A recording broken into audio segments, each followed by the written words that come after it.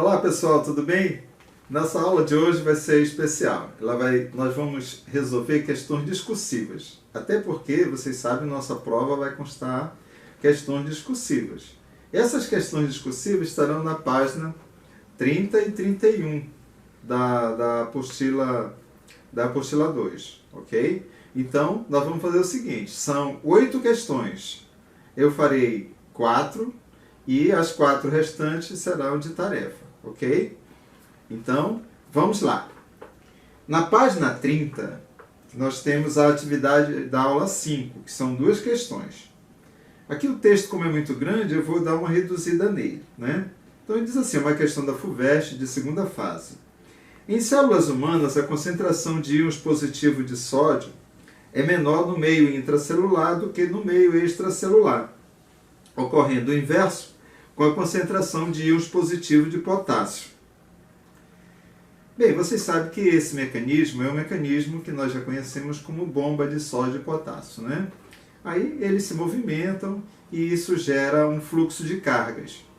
Bem, na verdade essa questão ela diz o seguinte, com base nessas informações, determine a ordem de grandeza do módulo do campo elétrico dentro da membrana da célula quando a diferença de potencial entre suas faces, externa e interna, é 70 mV e a espessura vale 7 nanômetros.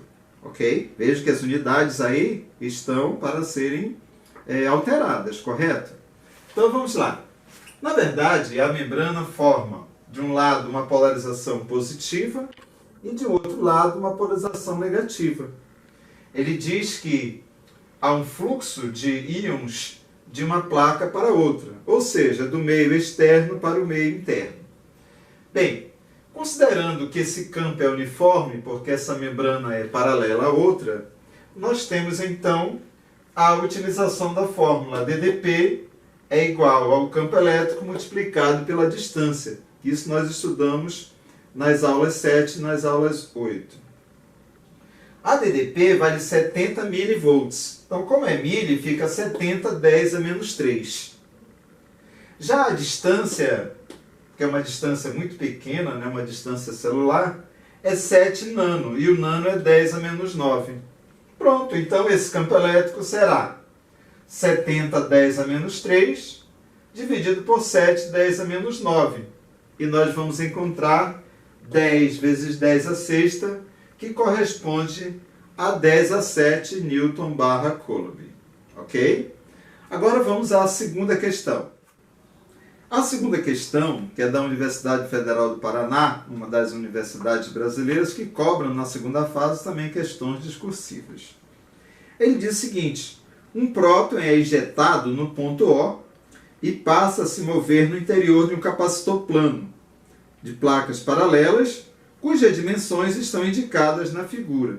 Então você observa que nesse caso, ele já deu a figura. Então aqui nós temos uma placa de 10 centímetros de comprimento, temos a distância entre elas que corresponde a 2 centímetros, e um próton vai ser lançado dessa placa em direção à placa positiva. Como ele vai sofrer uma força de repulsão, porque a outra placa é positiva, ele vai descrever essa trajetória parabólica. Então, observem, nós temos para cima o vetor campo elétrico. Por quê? Porque ele é sempre do positivo para o negativo. Agora, no próton, nós vamos ter uma força a favor do campo, porque ele tem carga positiva, e para baixo nós temos uma força gravitacional, que é a força peso. Pelo trajeto dele, observem que a força elétrica é maior do que o peso. Isso faz com que ele seja impulsionado para cima. Mas antes de começar essa questão, observe a velocidade, ela está inclinada. Então, se ela está inclinada, ela tem 2 componentes, uma no eixo X e uma no eixo Y. Então, você faz logo esse cálculo. Quem é a velocidade do eixo X? É a componente adjacente ao ângulo. Então, ela será velocidade inicial multiplicado pelo cosseno. ela vale 1/10 à quinta e o cosseno de 45 é raiz de 2 sobre 2. Deixa assim mesmo, né? Não é preciso fazer esses cálculos agora, tenha calma. A velocidade do eixo y, que a gente chama de componente y, será a velocidade inicial vezes o seno. Por quê? Porque ela é um cateto oposto. Veja que como o seno de 45 é igual ao cosseno, nós temos o mesmo valor, tanto para a velocidade em x, como a velocidade inicial no eixo y. Pronto, feita essa parte, você vai agora determinar um dos pontos iniciais. Qual? O tempo que ele leva para percorrer esse espaço. Ora, se nós observarmos esse espaço de 10 centímetros, ele corresponde a um movimento uniforme. E ele será o espaço em x, é a velocidade no eixo x, vezes o tempo. Mas por que ele é uniforme? Porque as forças estão na direção vertical. A horizontal, então, não tem nenhuma força. Substituindo, nós temos 10 centímetros, que passando para metros vai dar 10 a menos 1. A velocidade do eixo x, nós temos aqui, que é 1/10 à quinta raiz de 2 sobre 2, multiplicado pelo tempo. Isolando esse tempo para futuras utilizações, teremos então 2/10 a menos 1, dividido por raiz de 2, 10 à quinta. Então vai ficar 2 sobre raiz de 2, 10 elevado a menos 6 segundos. Não se preocupe, não precisa racionalizar isso agora, ok? Dando prosseguimento à solução dessa questão, que ela é bem complexa, nós vamos agora achar a aceleração. Ora, se voltarmos lá na figura, você observa que a aceleração ela será dada pelo espaço vertical, que nós vamos chamar de ΔSy. Como tem uma aceleração, eu tenho que pegar a fórmula do sorvetão, né? Aquela fórmula do espaço do movimento uniformemente variável. Então, o espaço em y é igual à velocidade inicial em y vezes o tempo, menos, por que menos? Porque essa partícula foi lançada contra a força, então o movimento será retardado. A aceleração dividido por 2 vezes o tempo ao quadrado. O espaço vertical lá na figura é 2 centímetros. Transformando para metros, vai ficar 2/10 elevado a menos 2. A velocidade em y, 1/10 à quinta, raiz de 2 sobre 2. E o tempo que nós encontramos no cálculo anterior, 2 sobre raiz de 2, 10 a menos 6. Menos a aceleração sobre 2, e aquele tempo de novo, 2 sobre raiz de 2, 10 a menos 6, elevado ao quadrado. Repete o 2, 10 a menos 2. Aqui nós podemos simplificar raiz de 2 com raiz de 2 e o 2 com 2. Lembra que eu disse que não precisava racionalizar? Porque chegada a hora ele vai simplificar. Então ficou 10 à quinta vezes 10 a menos 6, que é 10 a menos 1. Aqui A sobre 2. 2 raiz de 2, 10 a menos 6, elevado ao quadrado. O 2 ao quadrado é 4. A raiz de 2 é 2. E o 10 a menos 6, 10 a menos 12. Veja que o 4 vai ser simplificado pelo 2 e pelo 2. Então, passando esse termo para o primeiro membro, teremos A 10 a menos 12. Aqui eu vou escrever o 10 a menos 1 como se fosse 10, 10 a menos 2, já para ficar com o mesmo expoente do 2, 10 a menos 2 que passou para lá. E aí nós subtrairmos 10 menos 2, 8, 10 a menos 2. Então a aceleração será 8, 10 a menos 2, dividido por 10 a menos 12. Isso vai nos dar 8, 10 elevado a 10 metros por segundo ao quadrado. Encontrando a aceleração, aí sim, nós poderemos ir, já com sorrisos largos, em direção ao pedido da questão, que é o campo elétrico. Observem lá.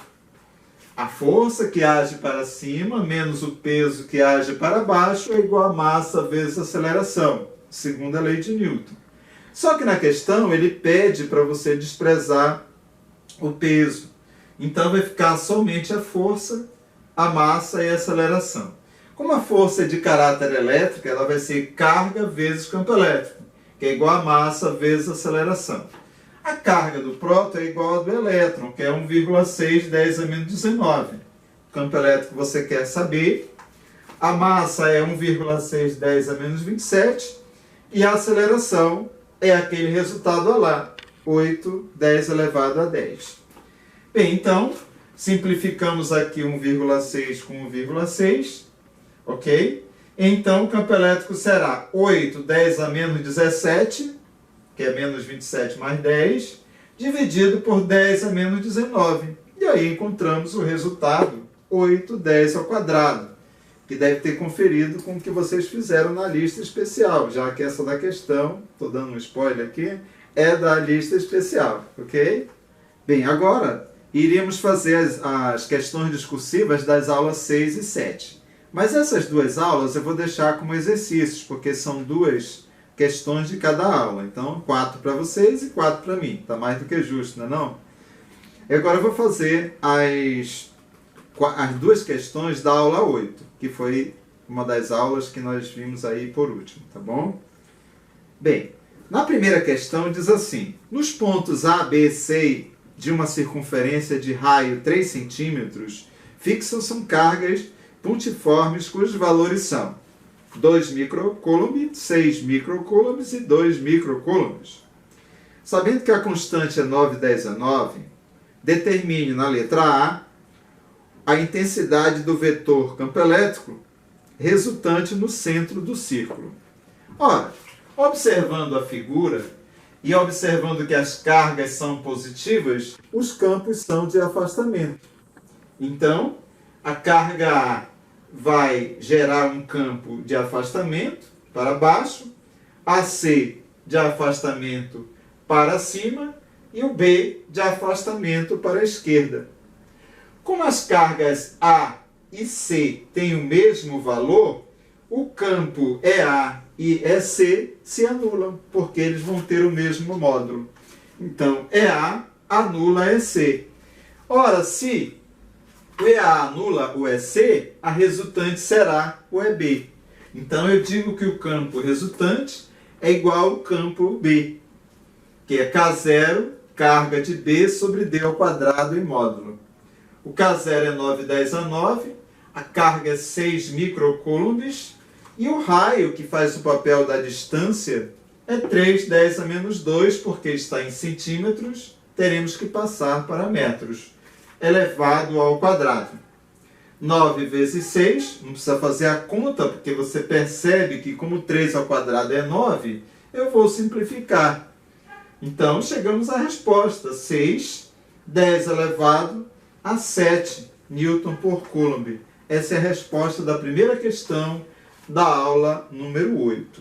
Letra A. Calma que vem a letra B ainda. Agora, a letra B pede o potencial elétrico no centro do círculo. Vocês percebem que esse tipo de questão, ele está testando se o aluno vai confundir o conceito de campo com o conceito de potencial. Então, você fique bem esperto, que no campo elétrico, a distância é elevada ao quadrado. E no potencial, nós não temos esse quadrado na distância, é K0Q sobre a distância. Mas como são 3 cargas e o potencial é uma grandeza escalar, você vai somar então o potencial dessas cargas. Podiam haver 10 cargas aqui, você ia somar o potencial das 10. Então o potencial resultante é igual a VA, que é o potencial da carga A no centro, da B mais o da C. Colocando as fórmulas, K0 QA sobre D, K0 QB sobre D, K0 QC sobre D. Como esse D é o raio, ele é igual para todos. Então o que eu fiz? Já coloquei esse D em evidência para diminuir os cálculos. E aí, aqui no parênteses, eu vou ter somente a soma das cargas. Então vamos lá. K0 é 9 10 a 9. A distância é o raio, tem que passar para metros, então fica 3 10 a menos 2. E aqui nos parênteses eu colocarei o valor de cada carga. 2 10 a menos 6, que é a carga de A, 6 10 a menos 6, que é a carga de B, e 2 10 a menos 6, que é a carga de C. Simplificando, teremos 9 dividido por 3 dá 3, 10 a 9 com 10 a menos 2 dá 10 a 11. E somando aqui 2 mais 6, 8, mais 2, 10. 10 elevado a menos 6. 3. 11 mais 1, 12. Menos 6, 6. Então, nossa resposta da letra B dessa questão da aula 8 é 3, 10 a sexta volts. Ok? Bem, a questão 2 é um gráfico referente à nossa aula 9. Lembra que estamos na aula 9? Nós estudamos o potencial elétrico de um condutor esférico, né? Como é que a gente reconhece? Pelo gráfico. Nesse gráfico, veja que ele tem uma constância aqui dentro. Ó. E você identifica logo que é o gráfico de um potencial elétrico de um condutor esférico. Então ele diz assim, o gráfico a seguir mostra o potencial elétrico em função da distância do centro de uma esfera condutora carregada com 1 centímetro de raio. Calcule o potencial elétrico a 3 centímetros do centro da esfera. Pelo amor de Deus, não vão usar a regra de 3 nisso. Ok? Vejam só. Na aula passada, nós tínhamos que na superfície o potencial ele é constante. E ele é igual a K0 vezes Q sobre R. O potencial de superfície é 186 volts. E o raio correspondente é bem onde termina a constância. Ó. É 1. Só que 1 centímetro. Então vai ficar 1, 10 a menos 2. Professor, por que você não usou o K0? Porque eu ainda vou usá-lo novamente. Então, para evitar fazer 2 cálculos, você deixa o K0 aí em paz. Ok? Então, passando o 10 a menos 2 para cá, teremos 186, 10 a menos 2. Isso é igual a K0 vezes Q. Agora, vamos para a pergunta. E quanto vale esse campo elétrico quando a distância for 3 centímetros? Aí você vai usar a fórmula normal. K0, Q sobre T, porque trata-se de um potencial externo. Ora, o K0 vezes Q é exatamente o que nós achamos, que é 186, 10 a menos 2. Dividido por 3 centímetros, que vai ficar 3, 10 a menos 2. Veja que eu vou simplificar os 10 a menos 2 e vou fazer uma conta bem tranquila. 186 dividido por 3. Eu terei 62 volts. Essas questões é para vocês observarem como é que nós queremos, né, que vocês façam nas nossas provas, nas questões discursivas. Façam os desenhos, mostre os detalhes, ok? Para você ter um bom desempenho em qualquer tipo de prova, seja de múltipla escolha ou seja em prova discursiva, ok? Agora, a tarefa que eu vou postar lá no site, vocês já sabem, são os exercícios 1 e 2 das aulas 6 e 7, ok? Bom trabalho!